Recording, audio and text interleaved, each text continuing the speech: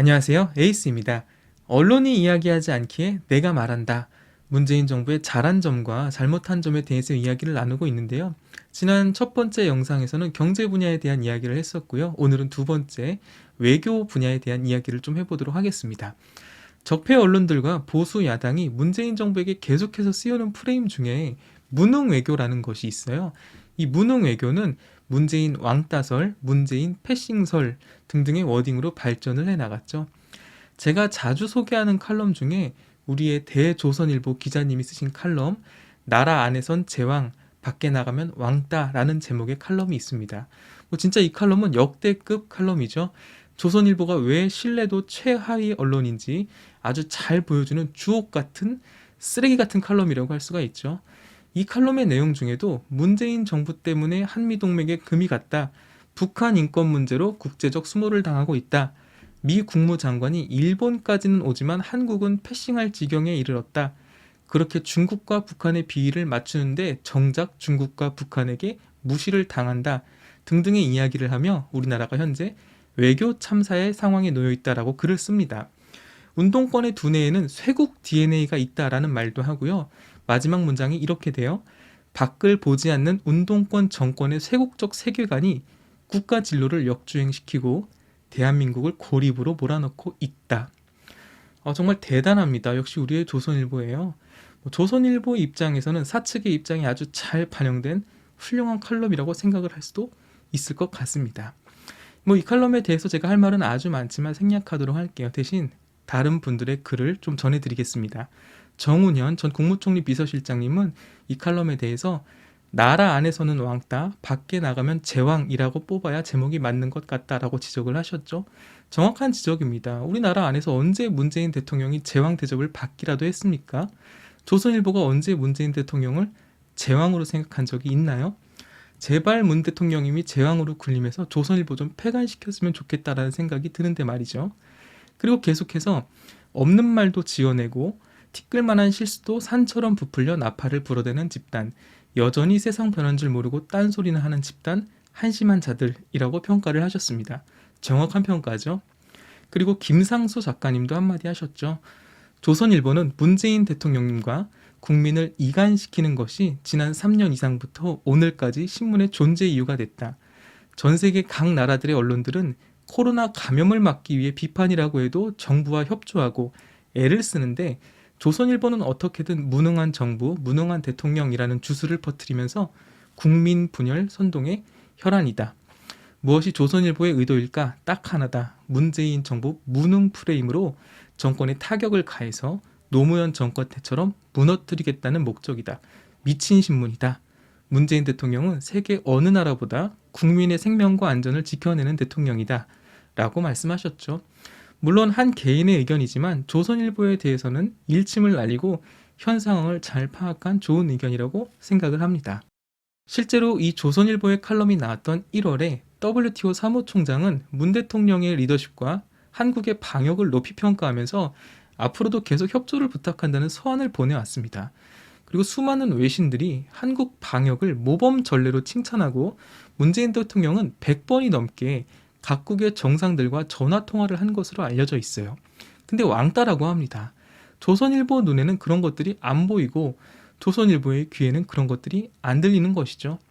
이런 조선일보의 칼럼을 통해서도 볼 수 있듯이 언론들은 문재인 정권의 외교도 폭망이다. 문재인 정권은 친중, 친북만 할 줄 알았지 한미일 관계에 있어서 최악이다 등등의 프레임을 걸었습니다. 여러분들도 많이 들어보셨을 거예요. 문재인이 중국몽이 어쩌고 친북 친중이 어쩌고 몰라 문재인 무능해 문재인 외교 폭망이야 이러고 있는 것이죠. 과연 그렇다면 팩트는 뭘까요? 문재인 정권이 정말 외교가 폭망일까요? 앞선 정부들과 비교하면 어떨까요? 조선일보의 칼럼대로 정말 외교적 왕따일까요? 한번 살펴보도록 할게요. 여러분들이 잘 들어보시고 한번 판단을 해보십시오. 저의 의견에 비판을 하시든 비난을 하시든 영상을 다 보시고 해주시길 부탁드립니다.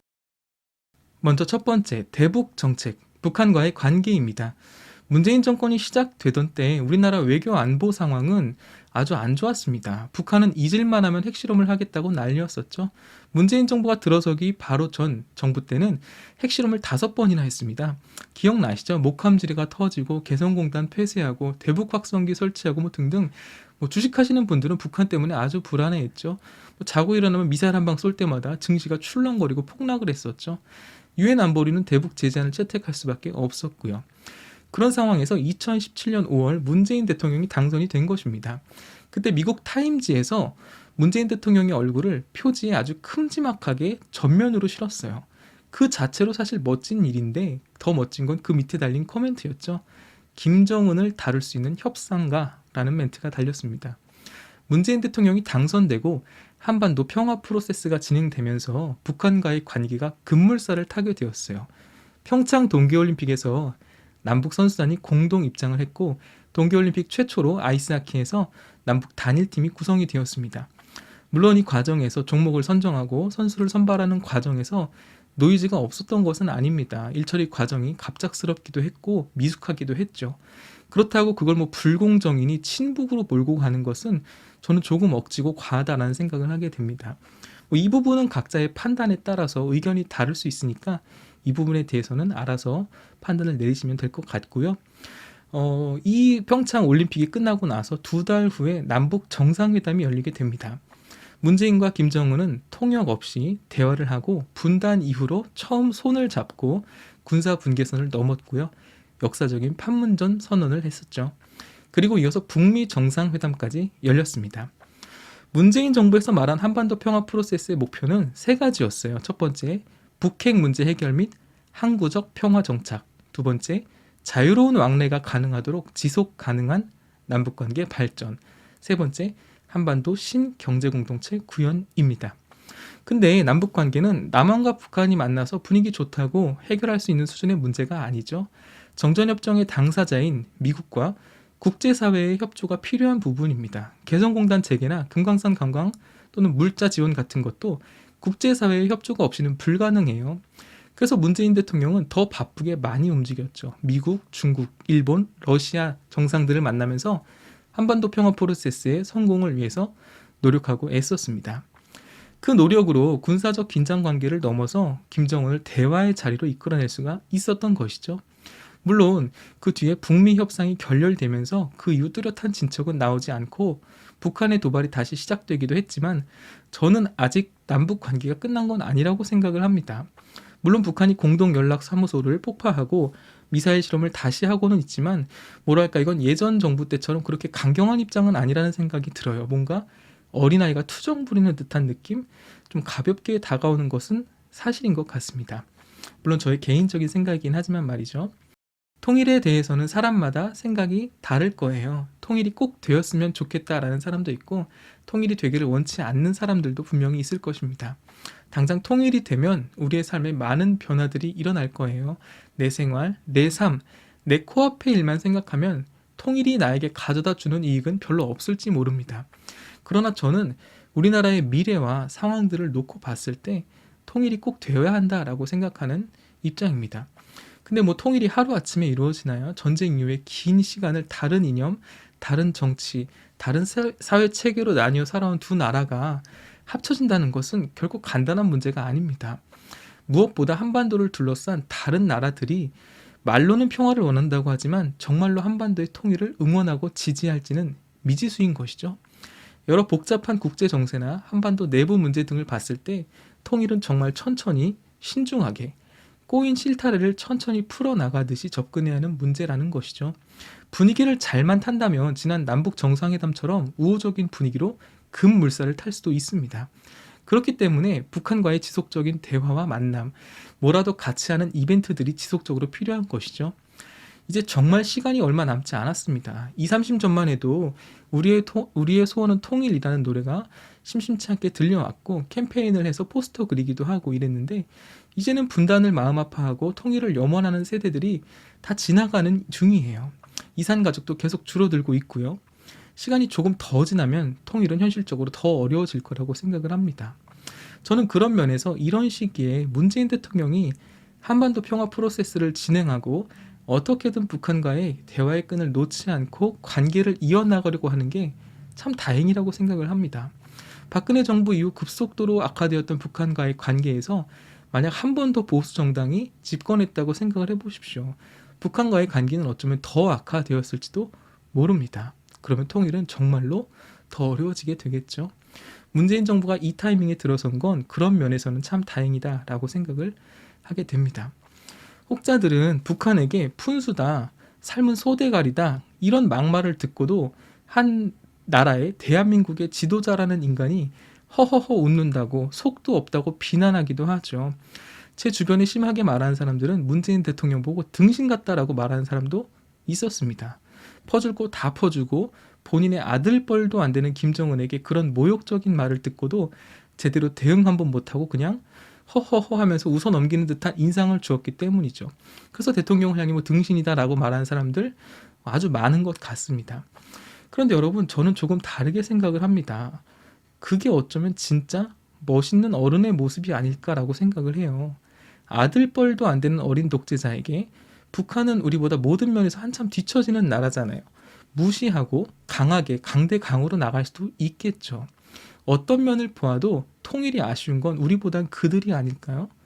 그러나 그런 북한에게 오직 한반도의 평화와 통일이라는 한 가지 목표만을 위해서 어떤 비난, 모욕, 선언을 어기고 약속을 깨는 등의 불이익을 당해도 참아주고 기다려주는 것, 어쩌면 그게 정말 멋진 어른의 모습이 아닐까라고 저는 생각을 합니다.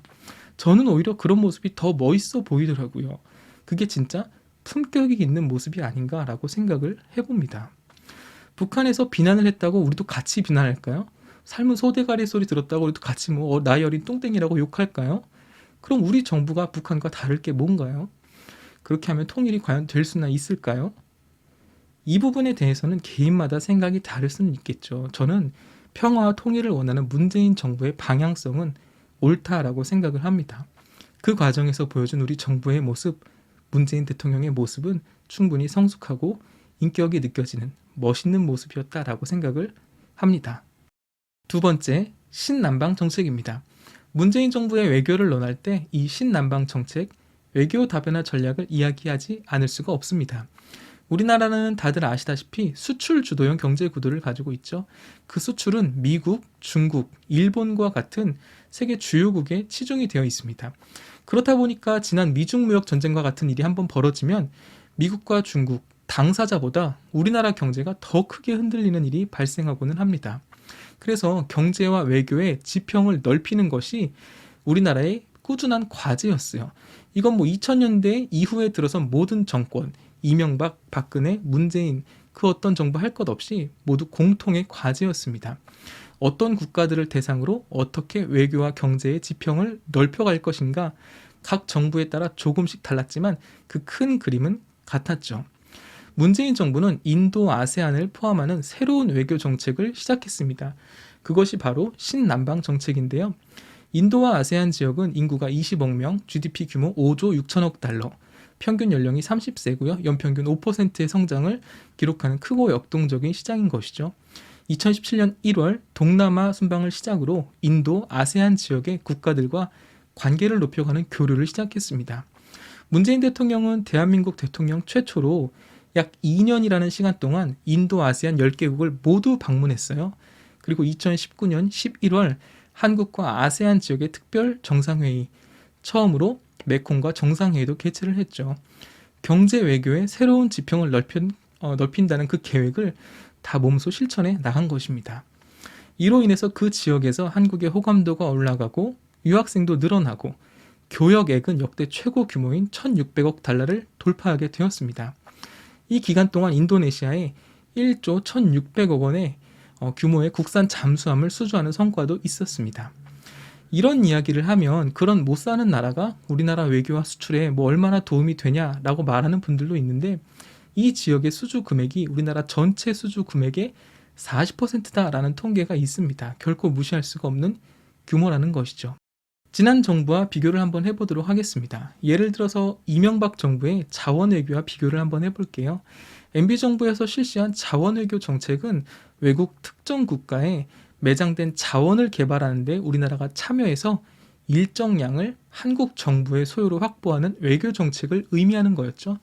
우리나라는 매정된 지하 자원이 없기 때문에 핸디캡이 있었는데 그런 어려움을 해결하기 위해서 MB 정부는 볼리비아, 캐나다, 멕시코, 페루, 러시아, 몽골, 호주, 카자흐스탄 등의 국가와 자원 외교를 맺고 석유, 구리, 리튬, 우라늄 등의 자원을 확보할 것이라고 선전했습니다. 이런 국가들과 자원 채굴 양해각서 MOU를 체결했다고 널리 알렸었죠. 그런데 과연 정작 현실은 어땠을까요? 자원 외교에 들어간 국가 예산이 약 100조 원 정도라고 알려졌습니다. 그런데 수익은 형편없었고요. 처음 밝힌 것과 같이 돈을 썼으면 자원이라도 확보를 했어야 하는데 그것도 아니었죠. 볼리비아에서 리튬을 찾겠다고 나섰다가 돈은 돈대로 날리고 리튬은 손에 넣지도 못했습니다. 캐나다 기업인 하베스트를 인수했는데 알고 보니 이 회사가 석유회사, 망해가는 석유회사였던 거죠. 4조 5천억을 주고 이 하베스트라는 석유회사를 인수했는데 나중에 900억 원에 되팔았어요. 4조 5천억에 산 회사를 900억에 되팔은 것입니다. 말도 안 되는 손해를 본 것이죠. 이라크 쿠르드 자치정부를 상대로 석유 개발을 한다라고 선전했는데 정작 이라크 본 정부에서는 자치정부와 한 계약은 우리가 인정할 수 없다라고 발을 뺐고요. 멕시코 구리광산에 투자했지만 돈이 추가로 더 들어가서 포기. 페루의 석유회사에 투자했지만 석유를 국내로 들여올 수가 없어서 또 손해만 보고 결국 해외 자본 개발 비용으로 쓴 돈이 29조 7천억 원인데 회수한 돈은 1조 1,200억 원이다 라고 밝혀졌습니다. 28조 원은 어디로 간 건지 알 수가 없죠. 자원외교라는 아름다운 말로 포장하여서 MB 정부는 43조 원을 쏟아부었는데 결론적으로 오히려 56조의 빚만 남긴 역대급 외교 참사를 만들어냈죠. 조선일보 기자님들께서는 이런 거 취재 안 하시나요? 이런 게 외교 참사라는 것이죠. 왜 이런 거에 대해서는 보도량이 그렇게 적은지 모르겠습니다. 그에 비하면 문재인 정부의 신남방 정책은 꽤나 훌륭한 외교 성과라고 생각이 되는 부분이거든요. 그렇다고 문재인 정부가 아세안 지역 국가와만 관계를 쌓은 것도 아닙니다. 2017년, 2018년 러시아와 4차례 정상회담을 가졌고요. 중앙아시아 3개국 순방을 통해 교류를 하며 2023년까지 교역 규모를 100억 달러까지 높인다는 계획안도 발표했습니다. 세계의 다양한 국가들과 교류를 하며 경제 외교의 다각화 범위를 넓혀가고 있습니다. 이런 국가들과의 외교도 중요하지만 미국, 일본, 중국과 같은 주변 국가의 관계도 중요하죠. 한반도의 평화와 남북관계 개선은 앞에서도 말씀드렸듯이 남북 정상들만 만나서 친하게 지내자 이러고 끝낼 수 있는 문제가 아니에요. 유엔의 협조도 필요하고 우리 주변 국가들 미국, 중국, 일본, 러시아의 협조도 필요한 것입니다. 문재인 대통령은 코로나 이전까지 9차례의 한미 정상회담, 6차례의 한중 정상회담, 4차례의 한러 정상회담을 했습니다.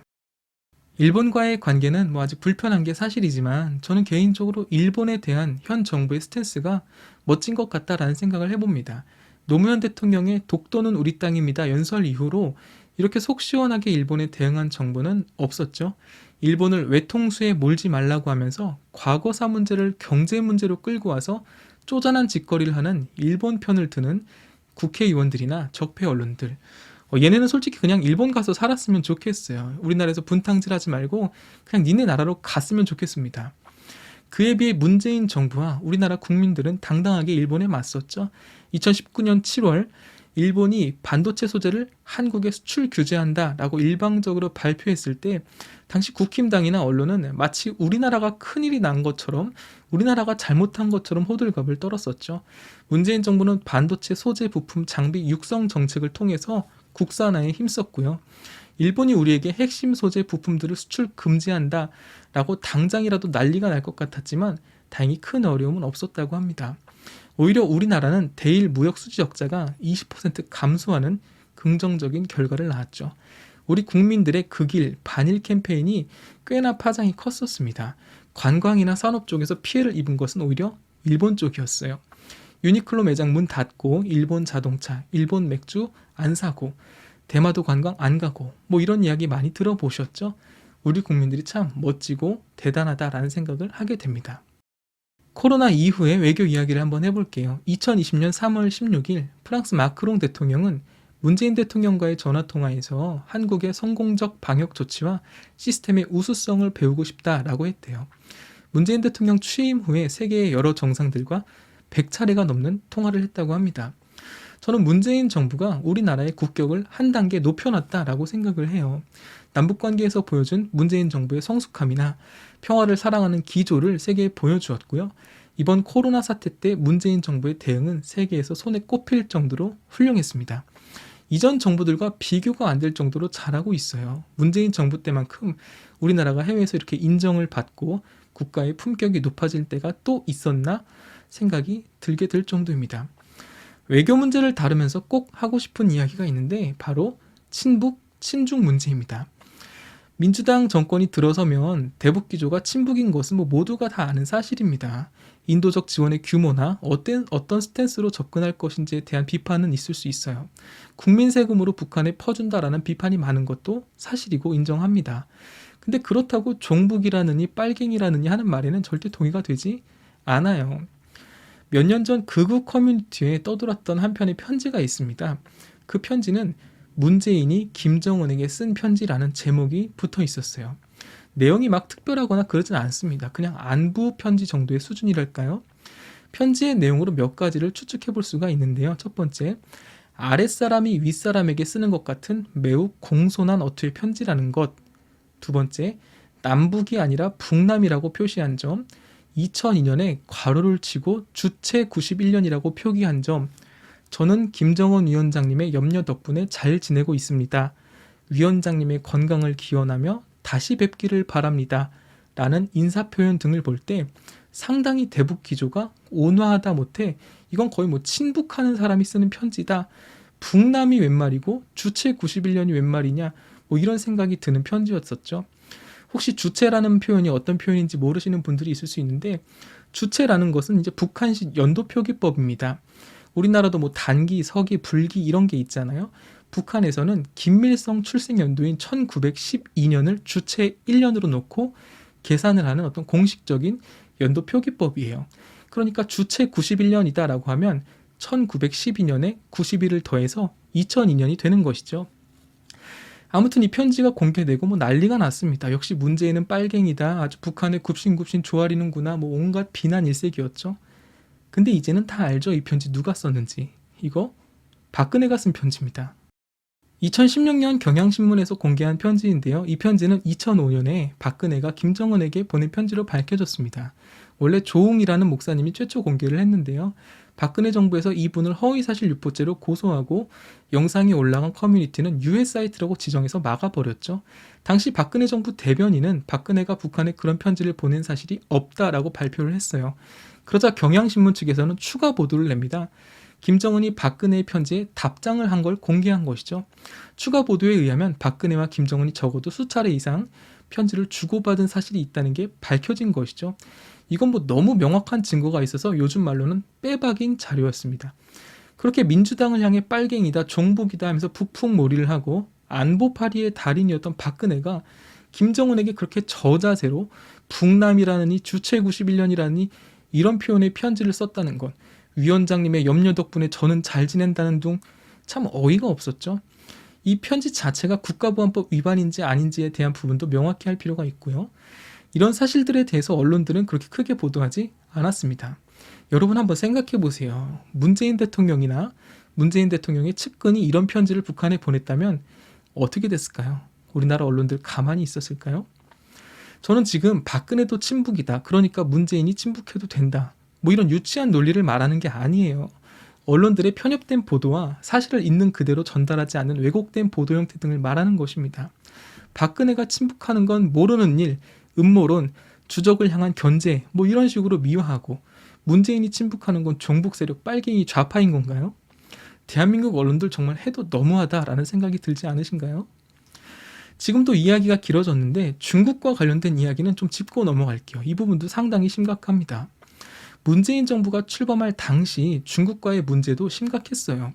사드 배치 문제로 중국 내에서는 혐한 분위기가 조성되고 있었고요. 게임 사업과 관광 사업 등 문화 사업까지 분위기가 아주 악화됐었죠. 현재 문재인 정부를 향해서 친중 정권이다라면서 계속 조선족 이야기 들먹이고 음모론 퍼뜨리고 중국한테 굽신거린다면서 프레임을 형성하고 있죠. 뭐만 하면 조선족 얘기, 음모론 얘기 나오고 있어요. 이 출발은 원래 친북, 종북, 빨갱이 프레임을 씌워야 하는데 그게 너무 진부하고 전통적인 수법이다 보니까 잘 안 먹히는 거죠. 또 문재인 정부가 북한과 역대급으로 사이가 좋다 보니까 이제 잘 안 먹히는 수법이 되어서 이제 친중 프레임을 새롭게 씌우고 있는 것인데 이게 참 코미디입니다. 저는 이것도 언론들이 만들어낸 또 하나의 작품이라고 생각을 해요. 가장 많이 알려진 이야기인 문재인 대통령이 중국은 대국, 한국은 소국이다 라고 말했다라는 것과 중국몽에 함께하겠다라고 말했다는 것, 이 두 가지에 대해서만 살펴볼게요. 팩트체크를 한번 간단히 해보고 넘어갑시다. 문재인 대통령의 이 두 가지 발언은 2017년 12월 중국 베이징 대학교를 방문해서 한 연설 중에 나온 표현입니다. 이 연설 자체가 한국과 중국의 청년들의 유대와 화합, 함께 만드는 미래가 주제였어요. 그렇기 때문에 연설 중간중간 한국과 중국의 역사와 문화 등을 동원해서 공감대를 만들려는 의도적인 표현을 많이 사용했습니다. 문제가 된 표현은 이 부분입니다. 제가 그대로 읽어볼게요. 중국은 단지 중국이 아니라 주변국들과 어울려 있을 때 그 존재가 빛나는 국가이다. 높은 산봉우리가 주변의 많은 산봉우리와 어울리면서 더 높아지는 것과 같다. 또 이어서 문재인 대통령은 이렇게 말합니다. 그런 면에서 중국몽이 중국만의 꿈이 아니라 아시아 모두, 나아가서는 전 인류와 함께 꾸는 꿈이 되길 바란다. 한국도 작은 나라지만 책임 있는 중견 국가로서 그 꿈에 함께할 것이다. 중국이 법과 덕을 앞세우고 널리 포용하는 것은 중국을 대국답게 하는 기초, 주변국들로 하여금 중국을 신뢰하게 하고 함께하고자 할 것이라고 말을 했어요. 이게 겉으로 보면 중국을 치켜세우고 우리를 작은 나라라고 표현하는 겸손한 자세를 견지하지만 그 내면을 자세히 보면 중국이 지금보다 더 책임감 있고 신뢰받을 만한 역할을 해달라는 메시지를 담은 아주 겸손하고 완곡한 어법의 연설인 것이죠. 여러분들은 이 연설이 문재인 대통령이 중국은 대국이고 한국은 소국이다. 중국몽에 우리도 껴달라. 이렇게 구걸한 연설로 보이시나요? 말도 안 되는 소리죠. 문재인 대통령이 했던 연설의 주제와 맥락, 장소와 뉘앙스를 모두 무시한 채 언론들이 지들 마음대로 써내려고 한 프레임인 거예요. 여러분 그러면 이런 말은 어떻게 보이시나요? 제가 또 한번 읽어볼게요. 중국에는 진취적인 기업인과 금융인, 유능한 학자들이 많습니다. 중국 지도부도 오늘 말씀드린 미래의 위험과 도전을 잘 인식하고 슬기롭게 대비하고 있습니다. 오늘 포럼의 주제인 1대1로와 중국몽이 이를 뒷받침합니다. 한중 관계는 그 어느 때보다 돈독합니다. 나는 두 나라가 21세기 미래를 함께 걸어갈 가장 가까운 친구가 될 것이라고 확신합니다. 이거 누가 한 말일까요? 여기에도 1대1로와 중국몽이 등장하고 한국과 중국이 가장 가까운 친구가 될 거래요. 이거 이명박 대통령이 중국 연설에서 한 말입니다. 이걸 가지고 이명박이 친중이다, 중국몽이다 이렇게 말하는 언론 있나요? 아무도 없어요. 왜냐하면 이건 그런 연설이 아니라는 걸 누구나 다 알기 때문이죠. 근데 왜 언론들은 문재인 대통령의 발언은 있는 그대로 보도하지 않느냐라는 것이에요. 또 이런 말은 어떤가요? 한 의원이 중국 외교부 대표에게 이렇게 말했습니다.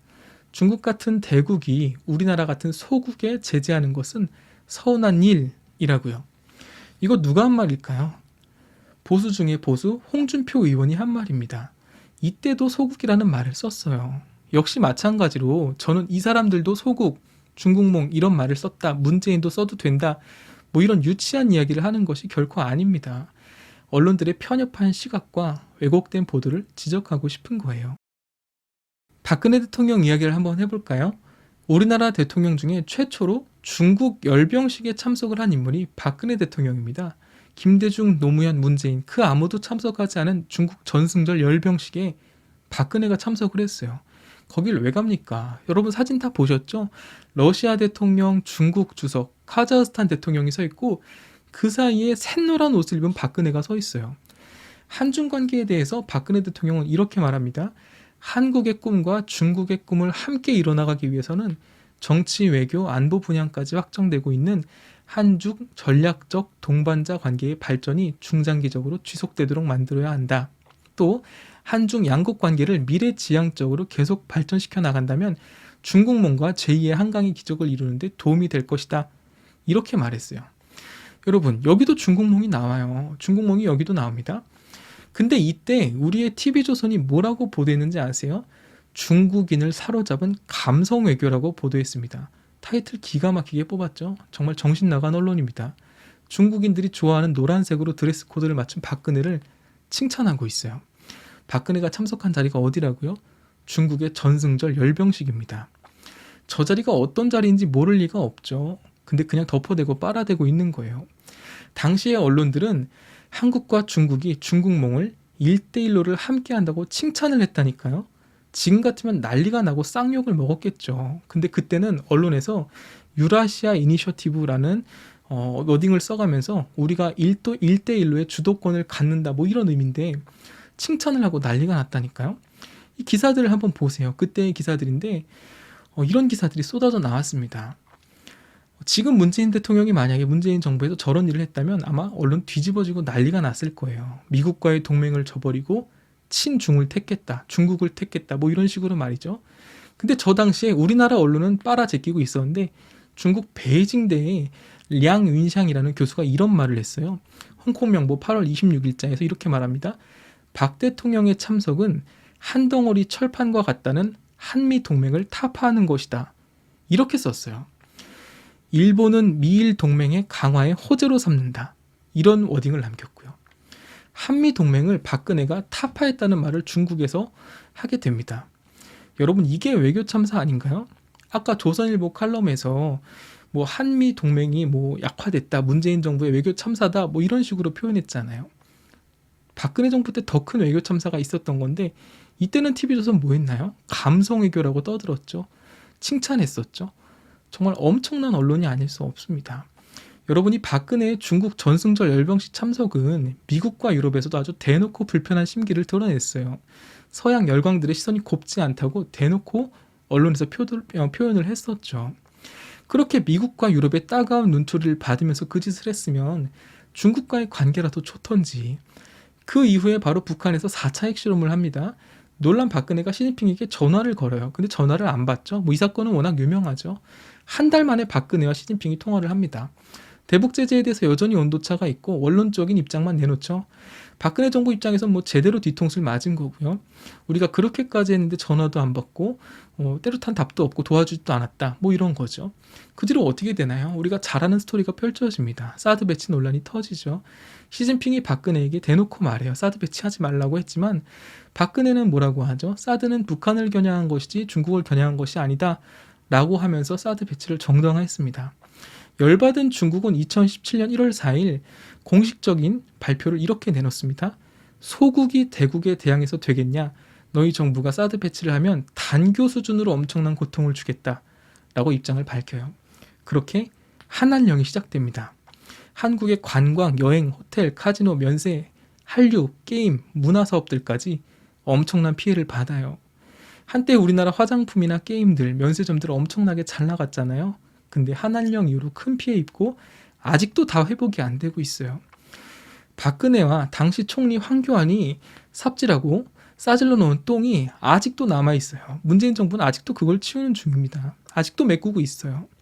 근데 이제 와서 문재인이 친중이다, 중국몽이다 뭐 이런 식으로 비난을 하면 여러분 이게 말이 되는 건가요? 상식적으로 이게 말이 되나요? 중국 전승절 열병식에 참석했을 때 중국과 함께 1대1로를 꿈꾼다 뭐 이렇게 말을 했을 때 감성 외교라고 빨아제끼던 인간들이 이제 와서는 문재인한테 친중이다, 문재인 정권이 뭐 좌파 정권이 친중이다, 이게 말이 되는 워딩인가요? 문재인 대통령이 그 앞선 어떤 정권들보다 북한에 대해서 우호적인 건 사실입니다. 그거 뭐 누구나 인정하죠. 그러나 중국에 대한 문재인 정권의 스탠스는 이명박, 박근혜가 앞에서 했던 일과 크게 다르지 않아요. 외교적인 수준의 차원으로 발언을 한 것들을 언론들이 부풀리고 왜곡해서 스토리를 짜 맞춘 것이죠. 친중 프레임을 형성하고 조선족이 어쩌고 하는 음모론들까지 이런 것까지 만들어내니까 여러분 코미디가 이런 코미디가 또 어딨나요? 이번 영상에서는 문재인 정부의 외교에 대해서 이야기를 해봤는데요. 지난 과거사 이야기까지 들추다 보니 내용도 길어지고 저도 좀 흥분한 감이 없지 않은데요. 문재인 정부의 외교에 대한 저의 개인적인 생각은 그 어떤 정권보다 잘했으면 잘했지 결코 못하지 않았다. 일부 적폐 언론들과 보수 야당 의원들이 떠들어대고 있는 외교 참사, 밖에서는 왕따 이런 표현들은 앞선 정부들에 더 어울리는 말이지 현재 문재인 정부에는 어울리지 않고 그 어떤 정부보다 대한민국의 국격을 한 단계, 두 단계 더 높인 정부가 바로 문재인 정부다라고 저는 생각을 합니다. 물론 코로나라는 특수한 상황 탓도 있고 누군가의 표현대로 덕도 있지만 어찌됐든 한국의 국격은 분명히 업그레이드 되었다라고 생각을 해요. 우리는 대한민국 국민인 것에 대해 자부심을 갖고 자랑스러워해도 되지 않을까라는 생각을 해보면서 이 영상을 마칩니다. 해외 다른 국가들, 외신에서도 칭찬하는 우리나라를 이제 우리가 좀 칭찬해주면 안 될까요? 긴 영상 시청해주셔서 감사합니다.